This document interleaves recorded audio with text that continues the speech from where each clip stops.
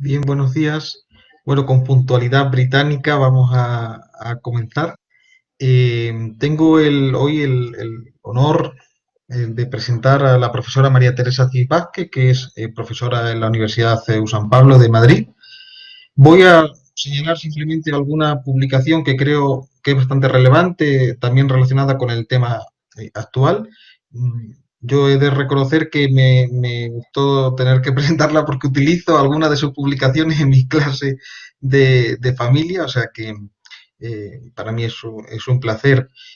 Señalar alguna publicación, por ejemplo, Familia, Escuela y Sociedad, El reto de educar, que es un libro publicado en el CEU, que es el que yo empleo también en la asignatura de Familia y Escuela. Persona, Amor y Vocación, Dar un nombre al amor o La luz del sí. Género y cambio social, la función del derecho, la familia, minoría creativa en Europa, que es además un artículo muy interesante. Acoger al otro, la hospitalidad familiar, que es también forma parte de un libro, Educación en Familia, que también publicado por la Fundación Universitaria Española, de la que la profesora también forma parte y dirige bastantes cursos y seminarios. Y otra de las publicaciones, por ejemplo, Ciudadanía de la Familia, Bien de la Persona y Bien Común de la Sociedad, o La Fe, Fundamento de la Vida Familiar y Social. En esta mañana, que nos acompaña vía online en estas conferencias de extensión universitaria, pues nos va a exponer un tema desde luego interesante, que es la vocación al amor y nada más y nada menos que el reto de aprender a amar, que somos un poco, creo que deficientes. Hablo por mí el primero. Así que, María Teresa, muchas gracias por acompañarnos y tienes la palabra. Muchas gracias, Juan Jesús. Y bueno, agradezco la invitación que nace pues de la contribución que hicimos varias profesoras pues con mucho cariño en un libro que se editó y que se coordinó desde la Universidad Católica de Ávila. Una labor que hemos de agradecerle a Sara Gallardo. Entonces, bueno, pues eh, agradezco mucho la invitación. Veo que estáis conectados nada menos que casi, bueno, 51 personas. Bueno, eh, vamos a ir directamente a la cuestión. No sé si sabéis que estamos celebrando este año 2020, no es el año, este año no pasará la historia por la pandemia. Pasará la historia, hay que ver las cosas con un poquito de profundidad y mirar a lo lejos. Estamos celebrando a lo largo de todo el año el centenario de un hombre, del centenario del nacimiento de un hombre que cambió la historia del siglo XX. Y ahora diremos exactamente a quién nos estamos refiriendo, aunque ya os lo podéis imaginar. Pero antes de darle la palabra, aquí tenéis el esquema muy sintético de los puntos que vamos a tratar.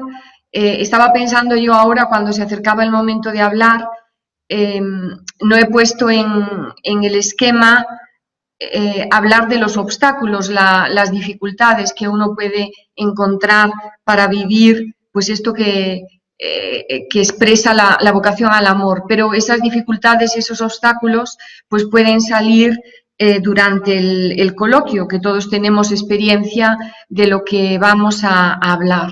Entonces, lo que vamos a hablar está profundamente relacionado y parte con la cuestión antropológica, parte de la cuestión antropológica de la identidad de la persona. Yo estoy segura que vosotros sabéis que en la cultura posmoderna de finales del siglo XX, principios del XXI, nosotros vivimos pues una radical desconfianza de la razón como capacidad del hombre de buscar la verdad y de encontrar respuestas que tengan una validez universal, y esa desconfianza de la razón, ese pensamiento débil, pues ha conducido en definitiva a una profunda crisis de identidad del sujeto. Entonces, esta frase, la tragedia del hombre de hoy, es que ha olvidado quién es, ya no sabe más quién es. Es como una persona que lleva colgada al cuello la llave de su casa y no encuentra la cerradura para abrir y volver al hogar y encontrarse a sí mismo. De alguna forma, las claves culturales, las coordenadas culturales en las que nosotros nos movemos, tenemos aquí la imagen de alguien que después de un naufragio está intentando pues agarrarse a un trozo de madera para salvar su vida. Pues las claves culturales de la posmodernidad nos ayudan a comprender fragmentos de verdad de nuestra vida, pero lo que nos falta es el barco donde unir esos trozos. Entonces, tenemos una visión fragmentaria del tiempo y tenemos una visión de la persona donde no se destaca suficientemente el carácter relacional de la persona, que es una cuestión que se ilumina muy bien con el concepto sobre el que vamos a reflexionar esta mañana, la vocación al amor. Entonces, nos encontramos en el fondo con fragmentos que expresan aspectos de nuestra vida. Todos estamos pues muy sensibilizados con la importancia de nuestra vida académica y profesional y le dedicamos mucho tiempo y tenemos grandes esperanzas en ese punto. Todos procuramos de alguna forma tener amigos, todos tenemos pues una familia, pero muchas veces a la persona le cuesta muchísimo ver la unidad de todos esos aspectos, y quien nos observa desde fuera pues a veces da la impresión de que somos como personas muy distintas cuando estamos con los amigos, cuando actuamos en el trabajo o cuando llegamos a casa. Entonces, ¿dónde está la unidad del sujeto? Pues en esta cultura líquida que nos habla de una manera de vivir donde parece que no hay obstáculos a la imaginación y que todo es pues como el agua que se puede amoldar a cualquier recipiente que pueda contener agua, como si nuestra creatividad a la hora de imaginar nuestra vida fuese pues igual que el agua, que se puede adaptar a cualquier situación. Entonces, hace unos años hicieron una encuesta a universitarios como vosotros en Estados Unidos, en una universidad de Estados Unidos, y le preguntaban términos, que expresasen términos para expresar sus sentimientos. Y en esa encuesta se ponía de manifiesto que aquellos jóvenes universitarios que sabían mucho de física, de astronomía y de otras cuestiones, apenas tenían un puñado de palabras para saber expresar sus propios sentimientos. Es decir, había un profundo desconocimiento de lo que es la propia intimidad, ¿no? Y eso pues no puede sorprendernos porque en el fondo a los jóvenes no se les educa en ese conocimiento. Nosotros estamos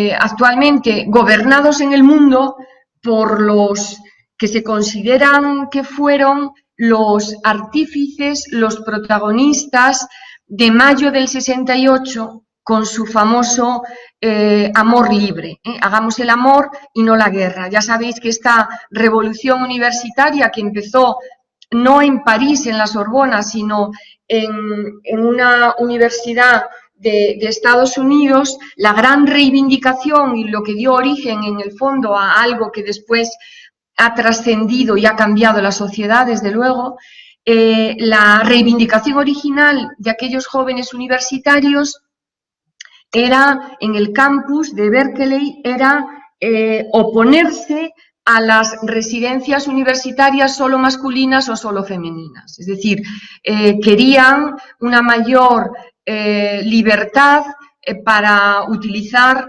las instalaciones y realmente todo la actitud cerrada de no escuchar la reivindicación de aquellos jóvenes universitarios del rector, pues al final hizo que comenzase una pequeña bola que después saltó a París y después pues ha tenido una enorme incidencia cultural. Entonces, la gran reivindicación a la hora de interpretar el amor. O sea, ¿cuál es el significado de mayo del 68? Pues significa la caída definitiva del puritanismo burgués que había estado vigente en nuestra cultura occidental desde la Inglaterra victoriana del siglo XIX. Es decir, esa vida formal que cumple con las apariencias típica pues de una mentalidad burguesa. Estos jóvenes querían ser auténticos consigo mismos y entonces su primera reivindicación es separar el ejercicio libre de la sexualidad de la institución del matrimonio. Es decir, queremos un amor libre y no una sexualidad que tenga que estar unida al matrimonio. Claro, esta reivindicación de estos jóvenes fue posible porque en los años, a finales de los 50, en los años 60, empieza a utilizarse la píldora anticonceptiva, si no, pues esto no hubiese podido ir por los derroteros que fue finalmente. Cuando se empieza a generalizar esta manera de entender la sexualidad, pues simultáneamente, como no podía ser de otra manera, se desvincula también la sexualidad, que se entiende única y exclusivamente como algo, una dimensión de la persona de la que dispone para su propio placer, se separa, por supuesto, de la procreación. El sentido de la sexualidad no sería una comunión de personas en la que existe la posibilidad de procrear, sino que se ve como dos parcelas muy separadas. Y finalmente, ¿por qué van a tener que venir los niños de un acto sexual? Los niños se pueden traer al mundo a través de una reproducción asistida que puede tener pues muchas más garantías que hacerlo de una manera natural, digamos. Detrás de todas estas reivindicaciones de estos jóvenes que buscaban pues una vida auténtica en el sentido de que diese rienda suelta a sus deseos, estaba muy presente el psicoanálisis de Freud. Digamos que la primera ruptura de la que parte es el rechazo de la figura del padre. El padre, como sabéis, es una figura simbólica que representa como origen la autoridad. Entonces, desde el romanticismo del siglo XIX y desde la figura de Rousseau, con su visión que expresa en el Emilio, su visión del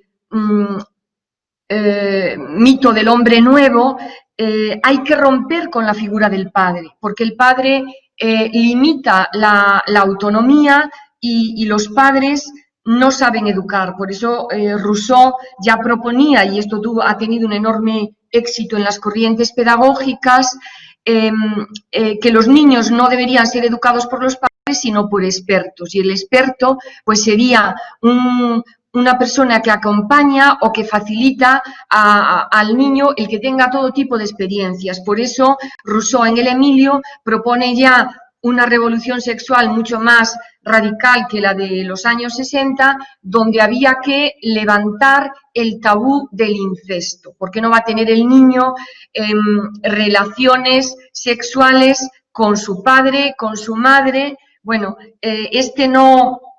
no reconocer pues esos límites ni siquiera a los tabúes arraigados, tan profundamente arraigados en todas las culturas, pues está ya en el libro de Rousseau, y los protagonistas de mayo del 68, algunos de ellos, pues me dice Elena, asqueroso, pues es lo que dice Rousseau, ¿qué le vamos a hacer? Por eso su obra, el Parlamento de París mandó quemarla y él fue arrestado, porque ciertamente había páginas que rompían con todos los convencionalismos sociales. Algunos protagonistas, no se puede generalizar, pero algunos protagonistas de mayo del 68, me estoy refiriendo a este que tenía como apodo Daniel Rojo, escribió un libro de memorias donde contaba cómo el monitor en campamentos de niños, él era uno de los grandes líderes de mayo del 68, tenía relaciones sexuales con los niños en los campamentos. Es decir, en la visión de la sexualidad de mayo del 68, pues la imaginación al poder pues va en todos los sentidos, ¿no? Entonces, esta manera de interpretar la sexualidad desvinculada de la identidad de la persona, pues ha producido pues una banalización de la sexualidad y una profunda despersonalización en el ejercicio de la sexualidad. A veces los jóvenes, y no tan jóvenes, y los maduros, pues tienen relaciones sexuales con personas de las que ni siquiera saben su nombre, ¿eh? Y no estamos hablando de personas extrañas, o en fin, hablamos de actitudes que se están, pues de alguna forma, tratando de transmitir a través de los clichés y de los tópicos de lo políticamente correcto. Entonces, quería leer aquí este fragmento, porque nosotros que estamos tan sensibilizados con la justicia social y la necesidad de un mejor reparto de los bienes que existen en la tierra, y bueno, pues no hay joven universitario que de alguna manera no le interpele cuando hablamos de la pobreza, pero solemos entender la pobreza solo como pobreza de bienes materiales, y no nos damos cuenta de que nosotros, ciudadanos de los países ricos, a veces adolecemos de una pobreza que es mucho más peligrosa que la pobreza material, ¿eh? Y me vais a permitir que lea estas frases. La pobreza más profunda es la incapacidad de alegría, el tedio de la vida considerada absurda. Esa pobreza se halla hoy muy extendida tanto en las sociedades materialmente ricas como en los países pobres. La incapacidad de alegría supone y produce la incapacidad de amar, produce la envidia, la avaricia y todos los vicios que arruinan la vida de las personas y la vida del mundo. Nosotros hoy a nuestro alrededor nos encontramos con muchos jóvenes que se sienten incapaces de amar porque en el fondo les falta, que no creen en el amor, pues porque les falta pues esa alegría que tiene que estar siempre como un sello constitutivo de la persona. La alegría no es nada más que la consecuencia de la cercanía de la posesión del bien, ¿eh? Y cuando el hombre experimenta pues un vacío, porque realmente los pasos que está dando no le hacen crecer en el bien de la persona y buscar bienes para la persona, pues se produce pues estas enfermedades que tienen que ver pues con esta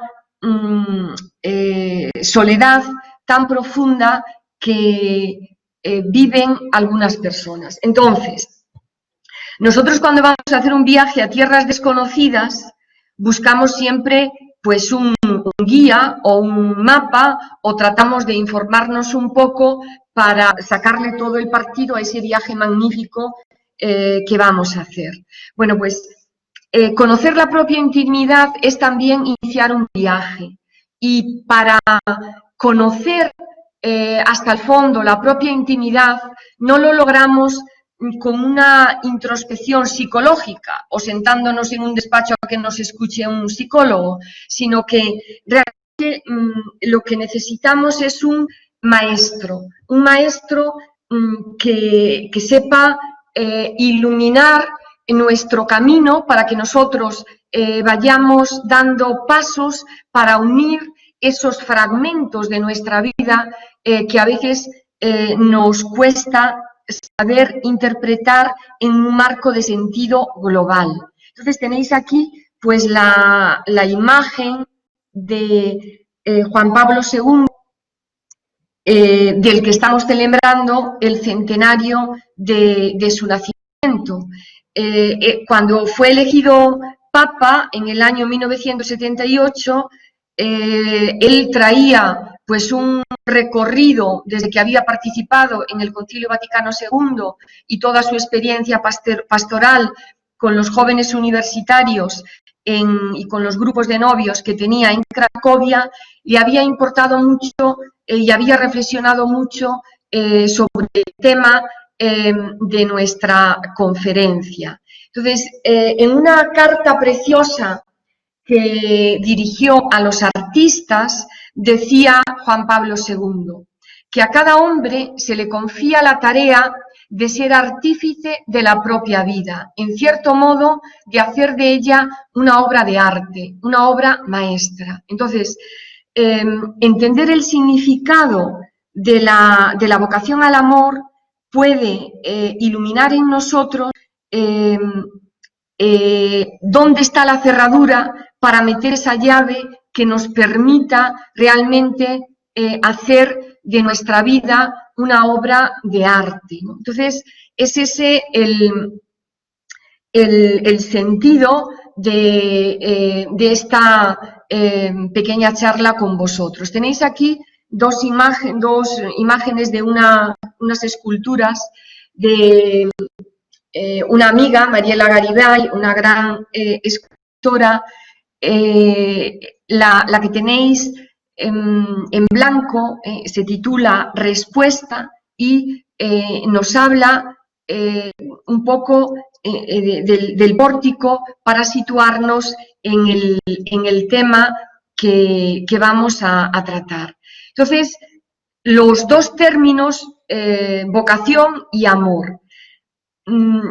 Realmente el término vocación, y aquí no hablamos de la vocación en el sentido de una atracción, la vocación a la medicina, la vocación al deporte, no, y tampoco hablamos, no hablamos de la vocación como atracción porque uno tiene unas aptitudes o unas cualidades para desarrollar una determinada tarea, la vocación de maestro. No hablamos en ese sentido, tampoco hablamos en el sentido restringido de personas que se sienten llamadas a seguir un camino determinado, vocación de monja, vocación de sacerdote, no. Estamos hablando en un sentido antropológico mucho más radical. Y es que la pregunta por la persona, ¿no? ¿Quién soy yo? El hombre es mucho más que lo que yo puedo percibir de mí mismo en el momento presente. Es decir, hablar de la persona significa tener presente un origen que me vincula la memoria a ese origen, y también la apertura al futuro. Por tanto, la pregunta radical a la que me permite contestar la vocación al amor no es tanto quién soy yo aquí ahora, cuanto quién estoy llamado a ser, es decir, cuál es mi vocación. Entonces, el término vocación solamente se puede utilizar cuando estamos hablando de seres racionales. La vocación del perro es ser perro y no puede dejar de ser perro, es decir, fuera del ámbito de los seres racionales no podemos hablar de vocación, porque su vocación es activar al máximo sus instintos y ser lo que están llamados a ser. En nuestro caso no es así. La vocación es una llamada a la existencia que pide una respuesta y esa respuesta es libre. Es decir, el término vocación incluye desde el origen la libertad de la respuesta. Entonces, es ciertamente el inicio de toda vida humana, porque nadie se ha dado la vida a sí mismo, todos provenimos de un origen en el que hemos sido llamados a la existencia por un amor que nos cede. Y es esto lo que expresa este fragmento muy conocido de la primera encíclica de Juan Pablo II. El hombre no puede vivir sin amor. Él permanece para sí mismo un ser incomprensible, su vida está privada de sentido si no se le revela el amor, si no se encuentra con el amor, si no lo experimenta y lo hace propio, si no participa de él plenamente.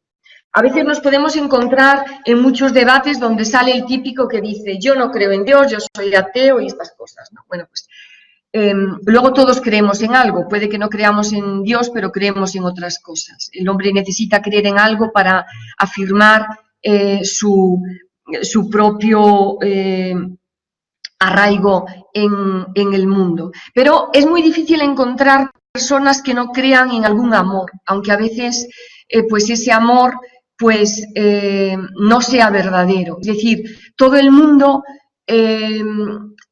busca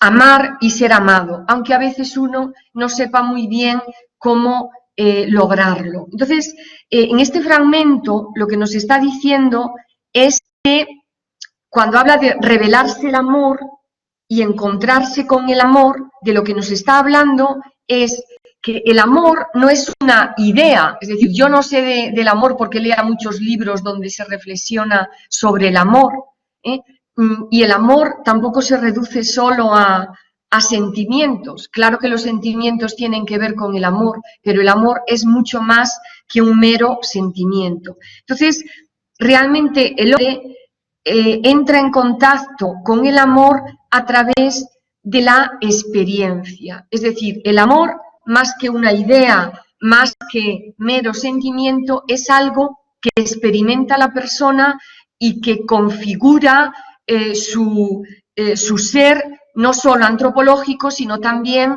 moral.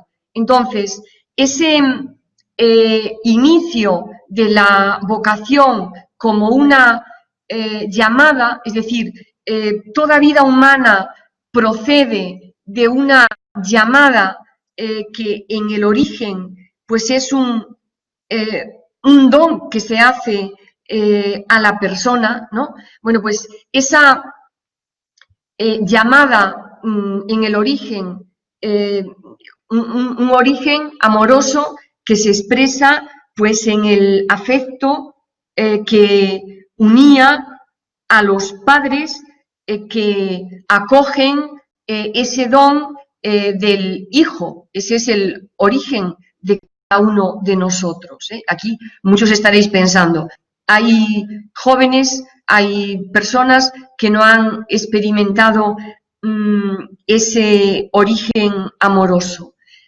Que no lo hayan sabido reflejar sus padres no significa que no se pueda trascender más allá y ver realmente que toda vida es un don. También la vida en la que pues, se ha carecido pues, de ese hábitat que cuida la vida y que debe, pues, de alguna forma sustituirse el papel de los padres porque no han sabido crear ese ambiente para que esa vida pueda realmente madurar y encontrar un sentido. Entonces, la llamada que nos ha dado el ser, cuando realmente hace justicia a la persona, es una llamada que está impregnada pues de un don y de un amor que está en el origen de nuestra vida. Y la meta o el camino que hemos de recorrer, pues la meta es también el amor. Por tanto, la vida humana se entiende desde un amor que nos precede y la meta es también un amor que nos trasciende. Y en ese ideario es importantísimo reconocer cómo la persona va dando pasos desde su propia libertad. De hecho, recordáis las primeras palabras que pronuncia el hombre en la Biblia. Recordáis que Adán estaba en el paraíso, ponía nombre a los animales, dominaba todas las cosas creadas por Dios, pero se aburría, ¿no? Y no pronuncia ninguna palabra hasta que tiene frente a sí a Eva. Entonces, esta sí que es hueso de mis huesos y carne de mi carne. Es decir, el encuentro con Eva le revela en el fondo su propia identidad. Es decir, ese encuentro de dos personas, de dos sujetos, es una llamada a comprender un amor que puede iluminar nuestra vida. Entonces, cuando hablamos de la vocación al amor, y aquí, bueno, vuelvo a la diapositiva anterior, he partido de esa frase que se pronuncia en el Génesis cuando el hombre se encuentra por primera vez frente a la mujer y ese encuentro de amor produce en él una complacencia y es lo que se está expresando en esa frase, pero sin embargo el primer encuentro de amor que uno vive no es el encuentro amoroso entre un hombre y una mujer, sino que el primer encuentro es el amor de una madre. Es decir, nosotros antes de experimentar, me he enamorado o me he dejado de enamorar, hemos experimentado o hemos vivido la carencia del amor recibido de nuestros padres. Ahora, ese encuentro que marca la vida de Adán y Eva como símbolo del ser humano, nos habla de un encuentro amoroso que puede cambiar nuestra vida. Entonces, la vocación al amor, que es una expresión que acuña Juan Pablo II para expresar que el sentido más profundo de la vida humana consiste en ser capaces de construir una historia en la que nosotros somos los protagonistas, una historia que no empieza en mi corazón, sino que empezó en el corazón de mis padres y que tampoco termina en mi corazón, sino que termina en una vida más grande que permanecerá aún cuando yo deje de existir. Entonces, la vocación al amor nos permite interpretar nuestra vida en la que nosotros somos los protagonistas. Un protagonismo que se va a ir haciendo consciente en diferentes etapas. Y en esta reflexión, en esta primera reflexión sobre la vocación al amor nos habla siempre de ese momento en el que el hombre encuentra un amor que cambia su vida y que le invita a amar en serio, es decir, un amor esponsal. Y decía Romano Guardini, la seriedad del amor aparece solo cuando el amor se hace destino del que ama, cuando el hombre y la mujer están unidos en un amor auténtico, cada cual toma al otro consigo. Lo que le ocurre al otro se convierte en destino propio para el que ama. Es decir, me he encontrado con un amor que ha cambiado mi vida. Por eso, este tipo de amor del que estamos hablando que en un momento determinado siente la necesidad de expresarse y decir un te quiero, que expresa un sentimiento hacia la otra persona, en el fondo está manifestando también, si es un amar en serio, la propuesta de pasar de ese te quiero, que es un sentimiento, a un compromiso, que es lo que expresa el sí quiero, es decir, pasar de la mera unión afectiva a construir, a prometer construir una vida juntos. Entonces, este amor que podemos vivir como una vocación es un amor esponsal, es decir, es un amor que promete. Como sabéis, la palabra esponsal viene del verbo latino espondere, que significa prometer. Me he encontrado en mi vida con un amor que es una promesa y que me une a la otra persona en un compromiso. Un compromiso es una promesa compartida. Entonces, es encontrar un amor que me cambia la vida. Y cuáles son las características de ese amor que me revela una nueva identidad y que me abre un horizonte más grande del que tenía antes de haber encontrado ese amor. Pues el amor esponsal, es decir, el amor que para mí es una promesa y que me vincula a alguien en un compromiso, tiene tres características que están profundamente relacionadas. La primera es la totalidad, es decir, es un amor en el que no compartimos solo algunos aspectos de nuestra vida, como podemos compartir con los amigos o con nuestros hermanos o incluso con los compañeros de trabajo. No, se comparte la vida como un todo, con una totalidad de sentido. Es decir, no hay repliegue de mi vida que no esté impregnado por ese amor. Entonces, es un amor que va más allá, aunque tiene que ver con la amistad y con el amor paterno-filial, tiene una novedad distinta.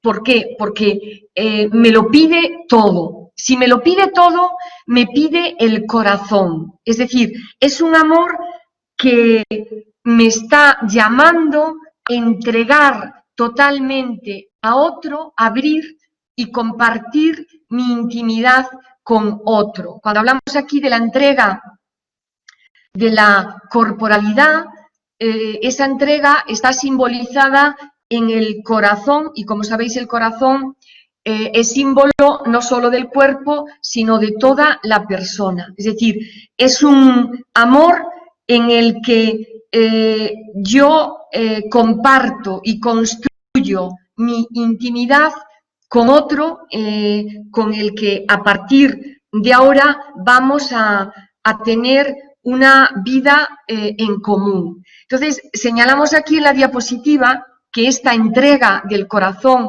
esta entrega de la propia intimidad, es absolutamente necesario que sea recibida por el otro. Es decir, cuando estamos hablando de este amor esponsal, no basta querer entregarse, sino que la entrega tiene que ser correspondida, tiene que ser recibida por el otro, ¿no? Y le entregamos lo más valioso que tenemos, que es nuestra propia intimidad, ¿eh? La intimidad es lo más valioso que tiene una persona, por eso deberíamos ser pues muy cuidadosos y abrir nuestra intimidad solamente a quien sabe valorarla de verdad.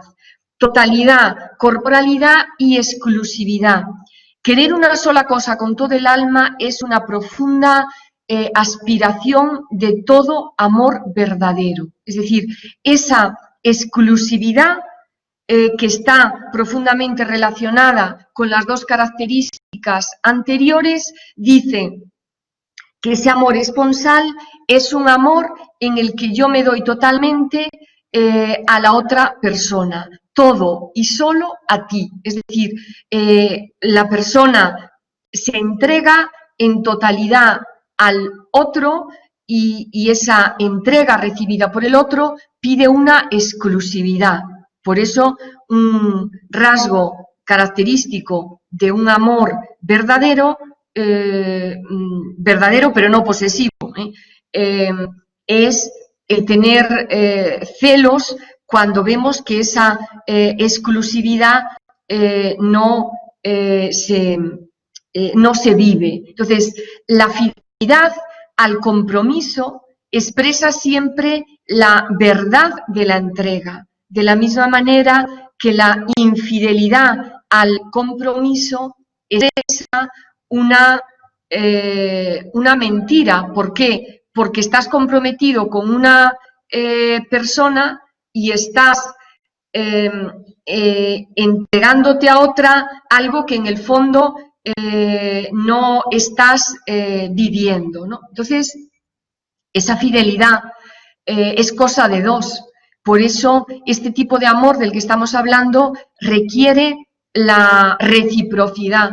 No se puede construir solo a base de que uno dé y el otro simplemente se limite a beneficiarse de la generosidad del que da. Es decir, es una reciprocidad que no es simétrica, que no es total, porque, como sabéis muy bien, en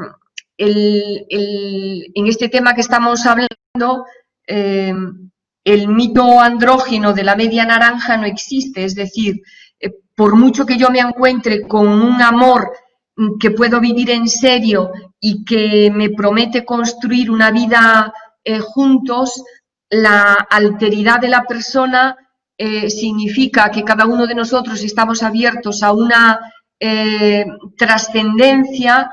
Por eso la reciprocidad es siempre muy importante, pero es una reciprocidad asimétrica, es decir, que no fusiona a las dos personas como dos medias naranjas perfectas. Ahora, este amor que podemos vivir en serio, que nos promete construir una vida juntos, es un amor no solo espiritual, sino que implica totalmente la propia corporeidad. Y entonces aquí, como pues os habrán explicado, el hombre, más que tener un cuerpo, es un cuerpo. Es decir, la bofetada que le dan a mi mejilla no es una bofetada a mi mejilla, es una bofetada a Teresa Cid. Es decir, el hombre es una unidad ontológica entre la dimensión espiritual y corporal. Entonces, es un amor que incluye la vivencia a través del cuerpo. Entonces, estas tres características, totalidad, la entrega de toda la capacidad de amor y la exclusividad, se pueden vivir de dos maneras distintas. Es decir, ese amor esponsal, ese amor que se puede vivir como una vocación que cambia totalmente mi vida, hay dos maneras de vivirlo y, por tanto, no se puede absolutizar ninguna de ellas. Son como dos formas que se complementan y que son pues una gran riqueza a la hora de vivir. Es una vida plena con un horizonte cada vez más grande. Este amor que cambia la vida de la persona se puede vivir en el matrimonio para aquellos que se sienten llamados al amor conyugal, o se puede vivir también en el sacerdocio y en la vida consagrada. Y vamos a decir muy brevemente en qué se diferencian estas dos formas o estas dos modalidades del amor esponsal. Lo que define el amor conyugal es el ser una sola carne. ¿Y qué significa ser una sola carne? pues significa construir una... Es que estaba buscando una diapositiva, pero veo que la he puesto más adelante. Pero hacemos una reflexión porque es importante. El ser una sola carne significa la capacidad que tiene el hombre y la mujer que se sienten llamados a vivir el amor conyugal, es decir, a construir esa comunión de personas que respeta la diferencia, y precisamente porque respeta la diferencia, esa comunión de personas, entre el hombre y la mujer, se abre a una comunidad donde los hijos nacen como un don del don que se han hecho, del don recíproco que se han hecho entre sí los esposos.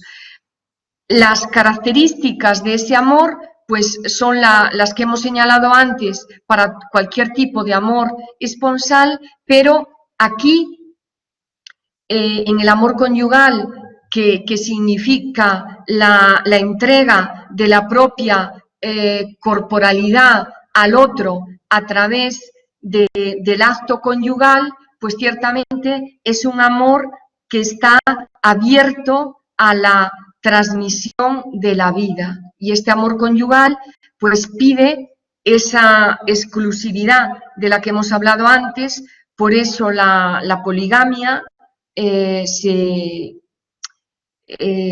opone a la exclusividad del amor. La mujer que tiene que compartir a su marido con otras mujeres, pues siente celos, porque no vive esa exclusividad propia del amor conyugal. Este amor como totalidad se puede vivir también en el sacerdocio y en la virginidad cristiana. Pongo aquí virginidad cristiana porque cuando hablamos de la virginidad como vocación, no estamos hablando de una manera de vivir en la que la opción es no casarse, sino que estamos hablando de una manera de vivir en la que la opción es seguir a Jesucristo con total radicalidad, y el sentido de esta vocación es vivir pues de una manera muy íntima la virginidad del propio Jesucristo, que optó por este estilo de vida. Entonces, ese darse totalmente al otro en esta modalidad de la vocación esponsal, la persona, y esto es ciertamente un don, una llamada, la persona se entrega con toda su capacidad de amar a Jesucristo, y esa entrega virginal a Jesucristo pues le hace disponible para mostrar esa exclusividad en el amar que tiene Jesucristo a cada persona. La belleza de una vida virginal siguiendo a Jesucristo es tener la capacidad de darse totalmente a cada uno, ¿no? Entonces, es una forma distinta de vivir la entrega, pero que es también muy, muy hermosa y complementaria de la vocación conyugal, donde en la vocación conyugal la otra persona se convierte en un camino en la propia realización personal, y a ese camino pues se va juntos.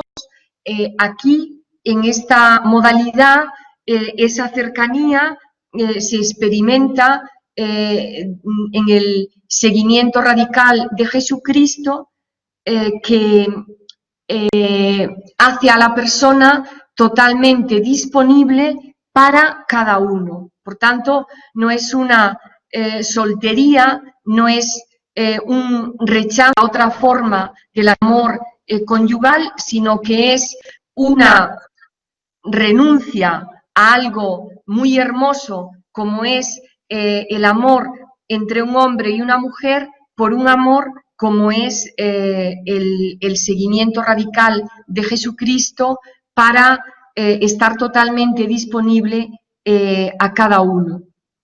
Entonces, esta vocación que me está hablando de un amor que pide en mí una respuesta, es decir, cuando alguien me llama, yo puedo no responder.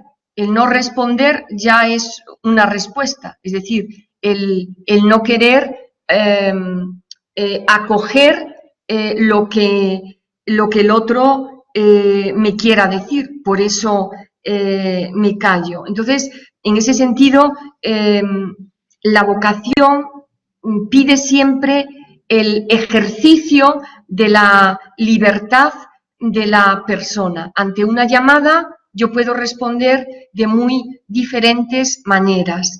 Entonces, esta vocación al amor no se vive aisladamente, sino que se vive en relación a los demás y existen diferentes etapas que uno va viviendo en la respuesta a esa vocación al amor, que nos va revelando nuestra propia identidad. Entonces, estas etapas, Juan Pablo II las expresaba en la primera etapa, reconocerse como hijo para convertirse en esposo y llegar así a ser padre y madre. Entonces,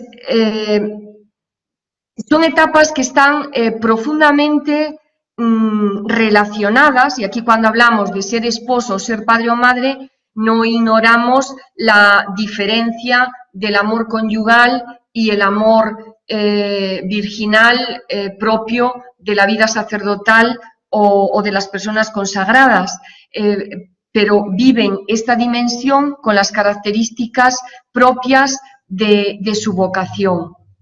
Entonces, realmente para aprender a ser esposos y a ser padres, en el fondo, este aprendizaje comienza ya en nuestra etapa de hijos, en nuestra niñez más temprana. Y existe un profundo paralelismo entre estas tres etapas existenciales: aprender a ser hijo, para después aprender a ser esposos y padres. Siguen la dinámica de lo que es el aprender a amar. Cuando hablamos del encuentro, estamos hablando de una experiencia en la que el amor se nos hace consciente. Es decir, cuando dos personas se encuentran o significa ese encuentro que de pronto se dan cuenta pues que hay una atracción, que hay algo que me vincula al otro. Pero en realidad lo que se descubre en el encuentro es una presencia que ya existía antes y que en el fondo a lo mejor yo no era consciente hasta que llego a esta etapa. De tal forma que esa presencia es algo fundamental cuando hablamos del desarrollo de la vocación al amor. En las claves culturales en las que nos movemos nosotros, donde seguimos todavía reduciendo muchas veces el amor al amor romántico, se tiende a absolutizar el encuentro como si fuese posible quedarse ahí. En el amor romántico, pues uno experimenta una belleza especial fruto de la intensidad de lo que uno siente hacia el otro. Y eso que forma parte pues de este camino, de todo este proceso de aprender a amar, pues es un momento precioso de esa etapa, pero no se puede absolutizar pretendiendo quedarnos ahí. Es como si cuando salimos a dar un paseo y vemos una puesta de sol maravillosa, deseásemos quedarnos ahí para siempre. No, el sol se pone y uno tiene que seguir caminando. Pues ese encuentro que es tan hermoso en la vida de cada uno, nos invita a seguir caminando para construir una comunión de personas, que es algo más y distinto del simple encuentro. Entonces, la primera etapa de nuestra vida, la experiencia que tenemos todos como hijos, pues es una experiencia que está marcada por haber recibido un amor incondicional e irrevocable, de tal forma que el niño reconoce a la madre por la sonrisa. Porque, es decir, el niño, al ver la sonrisa de la madre, que significa una complacencia en la vida del niño, el niño responde con otra sonrisa, de tal forma que la conciencia del niño es despertada por el amor de la madre. Bueno, pues ese sentirse queridos de una manera incondicional por nuestros padres es lo que ilumina este itinerario del que estamos hablando. Entonces, es bueno, pues una experiencia. ¿Por qué hemos nacido? La respuesta adecuada es porque nuestros padres se querían. Somos fruto del amor de nuestros padres. Cuando algún niño no puede responder de esta manera, pues le surgen muchas preguntas y hay que ayudarle a responderlas, ¿no? Entonces, la filiación, con ser el primer rasgo constitutivo de nuestra identidad, a la pregunta ¿quién soy yo?, la primera respuesta es: en mi caso, soy hija de Guillermo y Regina, y cada uno de nosotros somos hijos, pero la filiación no agota toda nuestra identidad, es decir, estamos llamados a seguir descubriendo una identidad mayor, que es lo que se nos revela en este otro tipo de amor, que es el amor entre un hombre y una mujer, o una entrega en la vida consagrada o el sacerdocio. Este ser una sola carne solamente es posible cuando estamos hablando de una unión que se basa en una reciprocidad asimétrica que requiere la diferencia sexual, de tal forma que ¿por qué es importante la diferencia sexual para hablar de este tipo de amor que se constituye como una sola carne, donde el hijo nace como un fruto de esa unión? Lo que es igual no complementa a lo igual, solamente se complementa lo que es diferente. Entonces, esa reciprocidad, que no es total, que es se puede vivir con una plenitud cuyo fruto es el Hijo. Eso es realmente lo que significa el ser una sola carne, una unión que respeta la diferencia, ¿no? Entonces, esa vocación que no anula la diferencia, sino que parte precisamente de acoger al otro en su diferencia, nos invita a pasar de una primera unión afectiva a una unión real, efectiva, que es, bueno, pues la tarea de la vida. Es decir, el amar es querer el bien para la persona amada. Es decir, amar es construir acciones excelentes buscando no solo mi propio bien, sino el bien también de la persona amada. Y eso pues nos hace experimentar pues una plenitud que nos revela una nueva identidad, ¿no? Es decir, hijos, esposos y padres, ¿no? Entonces, estas son las tres etapas de la vocación al amor como respuesta a un amor que se me propone, pero que respeta exquisitamente mi libertad. Un amor que se ha de construir en la verdad de lo que somos. Es decir, cuando hablamos de la vocación al amor, estamos hablando de un amor que da sentido a la existencia porque busca el bien de la persona. Hay amores que pueden ser muy destructivos porque no son verdaderos, porque pueden anular la diferencia de la persona o no reconocen la diferencia de la persona. Entonces, la verdad del amor uno la puede comprobar siempre cuando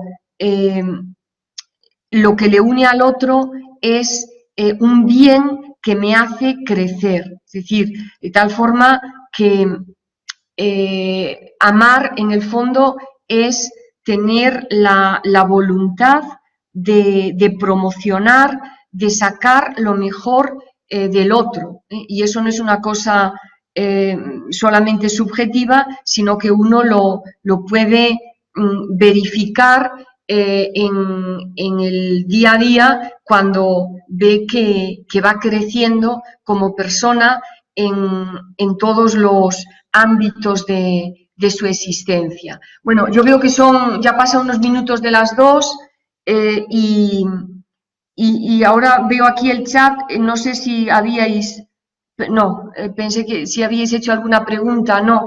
Bueno, tenía muchísimas más diapositivas. Quisiera terminar con esta frase tan conocida de Gabriel Marcel, ¿no? Amar a una persona significa decirle, tú no morirás, es decir, aunque murieses, seguirías estando presente o seguirás estando presente en mi vida. Y esta otra frase, aquí tenéis el interior de la basílica de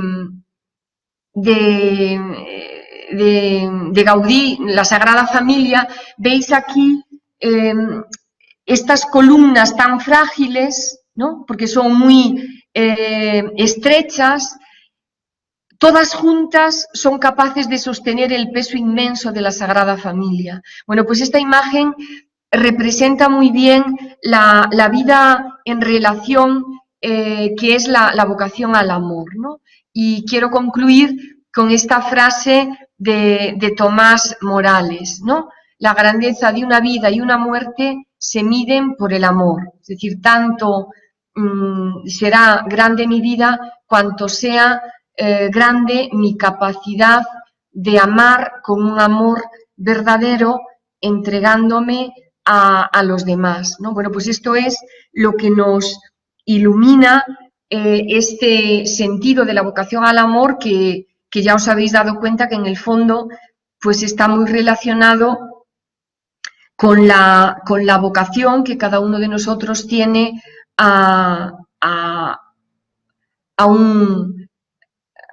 la santidad. Es decir, lo que hace realmente plena y fecunda una vida es la santidad, ¿no? Es decir, el amar de una manera tan verdadera que somos como un reflejo del amor de Dios. Eso es lo que son los santos, ¿no? Bueno, pues eso no es un privilegio de unos pocos, sino que es una invitación que se nos hace a cada uno de nosotros a través de la relación que vamos estableciendo con las personas. Hay relaciones originarias, como la relación familiar, pues que nos revelan una primera identidad y que nos capacitan para construir en nuestra vida sintiéndonos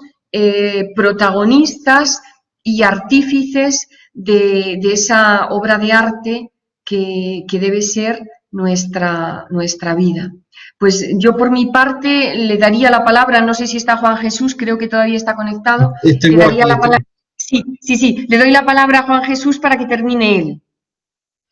Bien, no sé si había alguna pregunta rápida, aunque vamos fuera de tiempo, por si alguien quería aprovechar para preguntar, aunque la conferencia ha sido desde luego muy clara y muy didáctica, o sea que te lo agradecemos, Teresa. Pero eso, yo creo que como son las 2:05, pues muchas gracias, Venga. Teresa, y muchas Bueno, pues muchas gracias gracias a a todos. vosotros, muchas gracias. Adiós, adiós, adiós, Gracias. adiós, adiós.